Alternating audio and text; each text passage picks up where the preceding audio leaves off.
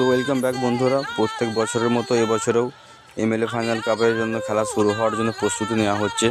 দুটো ফাইনাল ম্যাচের টিম মাঠের মধ্যে আছে। তো এখানে প্রথমত পয়রা ওড়ানো দিয়ে খেলা শুরু হয় প্রত্যেক বছরের ফাইনাল ম্যাচটা। এবছরেও সেম হচ্ছে।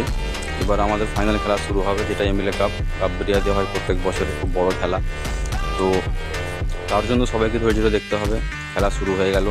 তো এই খেলাটা দেখতে এত ইন্টারেস্টিং লেগেছে, খুব ভালোই খেলাটা হয়েছে। দুটো দলের মধ্যে বেশ ভালোই কম্পিটিশনের মতো হয়েছে। তো লাস্ট পর্যন্ত সবাই দেখুন, লাস্টের মধ্যে একটা ভালো টুইস্ট আছে। খেলাটা খুব দুর্দান্ত মতো হয়েছে। রেফারিও বেশ ভালো এখানে অংশগ্রহণ করেছিল। তার মাঝখানে খেলাটা বেশ ভালোই চলছিল।